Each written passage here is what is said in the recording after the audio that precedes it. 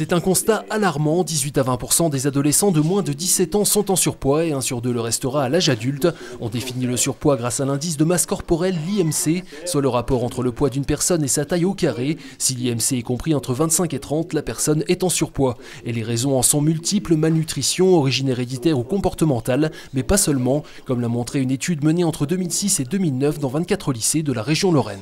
Cette étude a montré, comme beaucoup d'autres études en France, que la fréquence du surpoids est très liée à la situation socio-économique des adolescents et donc évidemment de leur famille. En particulier, donc, la fréquence du surpoids est beaucoup plus élevée dans les lycées professionnels que dans les lycées généraux, chez les enfants d'ouvriers, en particulier non qualifiés, que chez les enfants de cadres supérieurs, par exemple. Et nous avons retrouvé ça sur tous les lycées de la région Lorraine.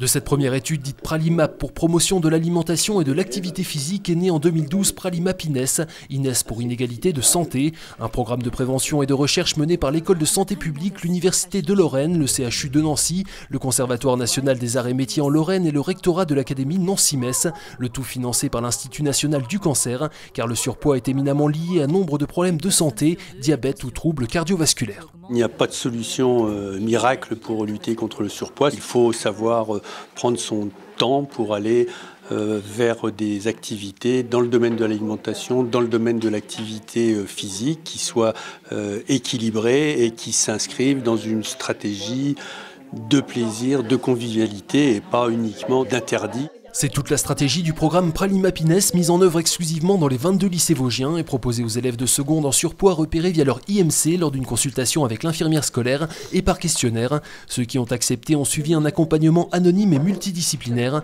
nutrition, action physique, psychologie, à raison de 5 séances de 2 heures. C'est le cas de ce groupe, un des 2 du lycée professionnel Émile Gallet de Thaon-les-Vosges, composé exclusivement de filles, elles sont majoritaires dans l'établissement et faisaient le bilan début février. C'est de permettre de pouvoir réfléchir sur soi, laisser du temps dans la période des 2 mois, voir ce qu'elles avaient pu mettre en place, voir la motivation. Il y a eu des séances d'inclusion, mais tout le monde n'est pas au même niveau dans cette volonté de soit stabiliser son poids, soit d'en perdre. Pour moi, c'était une chance, parce que c'est pas tous les jours qu'on nous demande pour suivre un programme comme ça. Après, comme moi je voulais perdre du poids, ça m'aide aussi. Je pense qu'on va faire du sport un peu plus souvent, on va prendre soin de notre alimentation et je pense que si on se rappelle de tous les efforts qu'on a déjà créés là et qu'on les oublie facilement, ça servira à rien ce qu'on a fait. 200 lycéens vosgiens ont ainsi suivi le programme cette année, soit environ 50% des lycéens détectés en surpoids. Mais les coordinateurs espèrent avoir déclenché une prise de conscience chez les autres. L'objectif de Pralimap INES est d'accompagner 1000 jeunes dans les 5 ans.